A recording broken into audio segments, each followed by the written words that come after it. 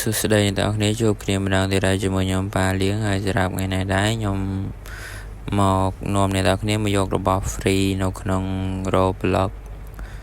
ប្រភេទ Avatar ដែលយើងដាក់នៅស្មាខាងស្ដាំហើយសម្រាប់ការចូលទៅយកគឺយើងត្រូវចូលទៅក្នុង map នេះ map ដែលខ្ញុំបានដាក់នេះហើយយើងចុចចូលមកអូខេឥឡូវយើងចូលមកដល់ហើយយើងចូលមកដល់យើងរកបន្លោះមួយដែលមានរូប dinosaur អូខេនេះដូចរូបនៅខាងក្រៅនៅខាងស្មាស្ដាំខ្ញុំហ្នឹងហើយយើងចូលមកបន្លោះនេះបន្លោះដែលមាន dinosaur ហ្នឹងមក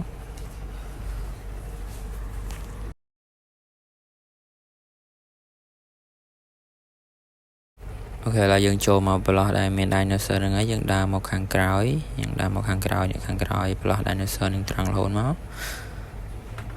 កន្លែងទី1នេះវាមានដូចជាចាំដូចជាថ្មអីមួយយើងយកហើយយើងដើរត្រង់មករហូតមក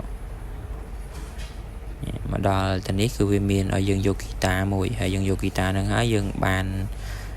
Avatar ដែលយើងដាក់ខាងស្មាខាងស្ដាំខ្ញុំហ្នឹងហើយ